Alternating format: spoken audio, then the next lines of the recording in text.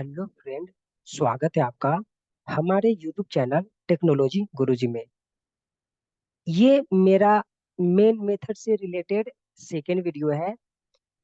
First video में मैंने आपको डिटेल्स में बताया था कि पब्लिक क्या है, स्टैटिक क्या है, वॉइड क्या है, मेन क्या है और इसके अंदर में जो पार्ट है ये क्या है। और मैंने इसको ये भी बताया था कि बाय डिफॉल्ट जावा का जेवीएम इसी फॉर्मेट को क्यों एक्सेस करता है। इस वीडियो में हम लोग देखने वाले हैं कि इंटरव्यू में किस तरह से क्वेश्चन पूछे जाते हैं मेन मेथड से रिलेटेड। ये वीडियो आपके लिए बहुत इंपॉर्टेंट है। तो चलिए वीडियो को स्टार्ट करते हैं। अब देखो, मान के चलो कि ये तो आपको पता है कि जेवीएम बाय डिफॉल्ट इसी फॉर्मेट को एक्सेस करता है। लेकिन अब मान लो कि मैंने यहाँ से स्टैटिक को हटा दिया। अगर मैं यहाँ पर ऐसा लिख दिया तो आप बताइए कि ये मैंने जो लिखा है ये वैलिड है या इनवैलिड है। तो ये कोड आपका क्या है, वैलिड है। कहने का मतलब कि ये जो यहाँ पर स्टैटिक था इसको मैंने यहाँ लिख दिया और यहाँ पर जो पब्लिक था इसको मैंने यहाँ लिख दिया, मतलब कि इसके ऑर्डर को मैंने चेंज कर दिया। तो ये वैलिड है, ऐसा कोई इशू नहीं होगा आपको, ठीक है। इस चीज को समझाने के लिए मैं एक अच्छा सा एग्जांपल देता हूँ शॉर्ट में, ध्यान से समझना। मान के चलो कि आपके पेरेंट्स आपके रूम में आने वाले हैं, मतलब आप जहाँ पर रहते हो वहां पर आने वाले हैं। वो स्टेशन पे आ चुके हैं और आपको कॉल करते हैं कि मैं स्टेशन पे आ चुका हूँ, मुझे आपका एग्जैक्ट लोकेशन पता नहीं है, तो मुझे रिसीव करने के लिए आप आ जाओ। तो आपको तो आपके पापा ने कॉल कर दिया, मतलब आपके पेरेंट्स ने कॉल कर दिया, लेकिन उस टाइम में आप रूम पे नहीं हो, ऑफिस में हो। तो आपने अपने रूममेट को बोला कि देखो मेरे पापा स्टेशन पे आ चुके हैं, जो मैं ऑफिस में हूँ, सो तुम उनको रिसीव कर लो। तो आपके फ्रेंड आपके रूममेट पूछेंगे ना आपसे कि मैं कैसे पहचानूंगा कि वो मतलब कौन आपके पापा हैं, मतलब कुछ तो प्रूफ बताओ। तो आपने अपने पापा को फोन किया और बोला कि पापा मैं अपने रूममेट को भेज रहा हूँ, वो आपको रिसीव कर लेगा, मैं ऑफिस में हूँ। तो आप का कुछ प्रूफ चाहिए, मतलब वो कैसे आपको पहचानेगा। तो आपके पापा ने क्या बोला आपको कि देखो मैं रेड कलर का कैप पहना हूँ, ब्लैक कलर का बैग है मेरे पास और व्हाइट शर्ट में पहना हूँ। ये आपको प्रूफ बता दिया आपके पापा ने। अब इसी चीज को आपने अपने फ्रेंड को बताया कि देखो वो रेड कलर के कैप पहने हुए हैं, व्हाइट शर्ट पहने हुए हैं और उनके पास ब्लैक बैग है, मतलब सैक है। तो बोला आपके फ्रेंड ठीक है मैं जाता हूँ रिसीव करने के लिए। अब जब आपका फ्रेंड आपके स्टेशन पे जा मतलब स्टेशन पे जाता है रिसीव करने के लिए आपके पेरेंट्स को, तो सर्च करता है कि ये तीन प्रूफ कौन से आदमी के पास है, उन्हीं को मुझे लाना है। तो मान के चलो कि गर्मी का समय था और आपके फ्रेंड को जाते जाते आधे घंटे लग गए, टाइम लगा होगा।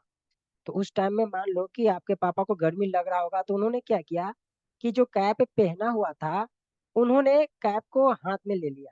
जो कैप पहने हुए थे उनको हाथ में ले लिया, और जब हाथ में ले लिया यहाँ तक समझ में आ गया।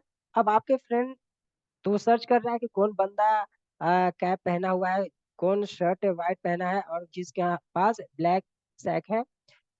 तो वो सर्च करते हुए देखा कि एक बंदा के पास व्हाइट शर्ट तो पहना है और वो उनके पास ब्लैक सैक भी है, लेकिन कैप पहने हुए नहीं है, हाथ में है, लेकिन कैप का कलर तो रेड है। तो क्या उसको वो रिसीव नहीं करेगा क्या, आपका फ्रेंड मतलब आपका रूममेट है, उनको रिसीव नहीं करेगा क्या? करेगा ना, क्योंकि है तो वही आदमी। अरे उनको गर्मी लग रहा था, उन्होंने कैप को पहनना नहीं मतलब हाथ में ले लिया, लेकिन है तो वही ना। तो वही काम वही बात यहाँ हो रही है, मतलब है तो चीज यही ना, मतलब पब्लिक स्टैट्यू वाइड में ही है ना ये। हमने सिर्फ इस ऑर्डर को यहाँ पर चेंज कर दिया, लेकिन है तो यही चीज, ठीक है। ये आपको समझ में आ चुका है।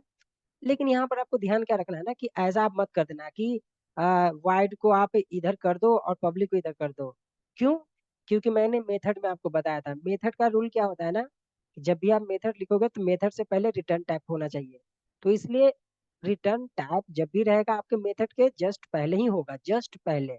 ऐसा नहीं कि वाइड को आपने इधर लिख दिया, पब्लिक को इधर लिख दिया, तो ये गलत हो जाएगा। मैंने सिर्फ इसका ऑर्डर चेंज करने के लिए बोला है, इसका नहीं। समझ में आ रहा है? ये तो पहला पॉइंट समझ में आया।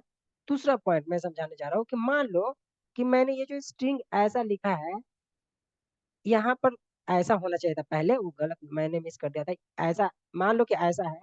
अब ये जो स्ट्रिंग यार, ये एरे वाला सिंबल है ना, यहाँ से मैंने हटा के यहाँ कर दिया, या फिर ऐसे पहले था।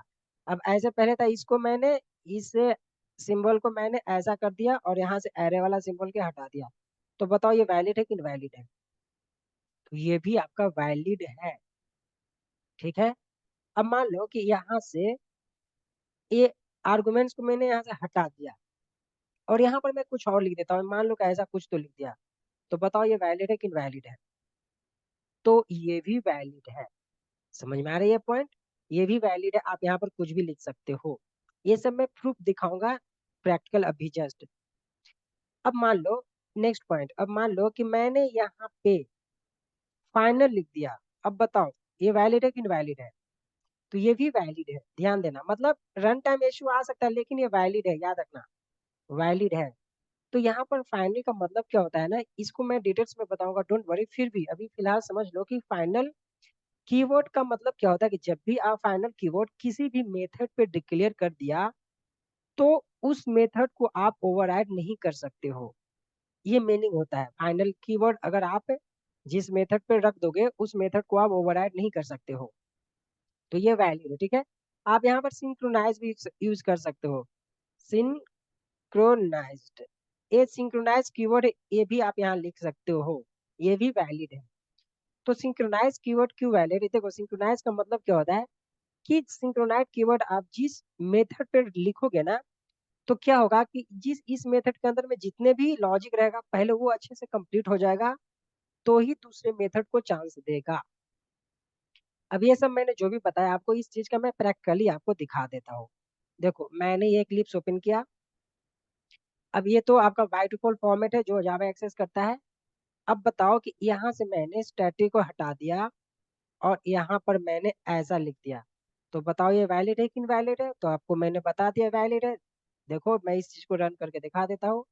आपका आउटपुट हेलो आ गया, कहने का मतलब वैलिड है। समझ में आ रहा है? अब मान लो एक और मैं पॉइंट बताता हूँ कि अब ये जो एरे वाला सिंबल है, यहाँ से हटा के मैंने मैंने यहाँ लिख दिया ऐसा। तो बताओ ये वैलिड है कि इनवैलिड है? ये भी वैलिड है। अब देखो इसको मैंने रन किया, आपका आउटपुट आ रहा है हेलो। समझ में आ रहा है? मतलब इसको भी आप, इस ऑर्डर को भी आप चेंज कर सकते हो। सिर्फ आप इस ऑर्डर को नहीं चेंज कर सकते हो, मतलब मेन वाइट को आप नहीं चेंज कर सकते हो, बाकी ये वाला पार्ट को चेंज कर सकते हो, ऑर्डर को चेंज कर सकते हो, और इसके अंदर में जो पार्ट है इसको ऑर्डर को चेंज कर सकते हो। अब मान लो कि इसको मैं ऐसा करता हूँ, मान लो कि इस चीज को यहाँ पर आर्गुमेंट लिखा नहीं, इसके जगह पर मैं ऐसा कुछ लिख देता हूँ, तो ये भी वैलिड है। ध्यान देना। देखो मैं इसको रन करके दिखा देता हूँ आपको। देखो ये वैलिड है। समझ में आ रहा है? अब आप बताओगे सर आप लोग, आप हमें इस तरह का क्यों बता रहे हैं? क्योंकि इंटरव्यू में पूछता ही है, आपको ऐसा कोड लिख देगा। अब बताओ कि इसका आउटपुट क्या आएगा? तो आप जब देखोगे ना तो बोलोगे यार ये तो, इसका तो फॉर्मेट ही नहीं मिल रहा है। अगर मान लो कि आपको मेन मेथड के बारे में अच्छे से नॉलेज नहीं है, तो आप यही समझोगे ना कि यार ये तो ऐसा लिखा है, मतलब कि ये सिंटेक्स एरर आ जाएगा। तो आप क्या बोलोगे कि सर सिंटेक्स एरर आ जाएगा, तो फिर आप फंस जाओगे ना।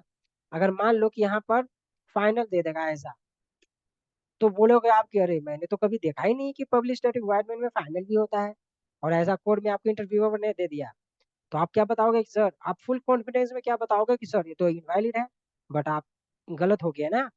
तो आपको मेन मेथड्स के बारे में पूरा नॉलेज होना चाहिए, तो ये भी वैलिड है। समझ में आ रहा है? अब मान लो कि इसके अंदर में सिंक्रोनाइज लिख दिया, ठीक है, सिंक्रोनाइज लिख दिया, सिंक्रोनाइज कीवर्ड लिख दिया ऐसा, तो ये भी वैलिड है। समझ में आ रहा है? तो आपको ये सब पॉइंट समझ में आना चाहिए मेन मेथड को। ये वीडियो थोड़ा लंबा हो रहा है, ठीक है। तो नेक्स्ट वीडियो में मैं बताऊंगा कि क्या हम लोग मेन मेथड को ओवरलोड कर सकते हैं क्या, या फिर मेन मेथड को ओवरराइड कर सकते हैं क्या। तो वो भी वीडियो आपके लिए बहुत ही इंपॉर्टेंट है, तो एक वीडियो मैं और लूंगा, एक या दो वीडियो मैं और लूंगा मेन मेथड से, क्योंकि मैंने आपको बताया कि मेन मेथड को आपको मैं डिटेल्स में बताऊंगा। सो आशा करता हूँ आप भी, मैंने जो भी बताया आपको समझ में आ चुका होगा। मिलेंगे नेक्स्ट वीडियो में। इस वीडियो में इतना ही। धन्यवाद।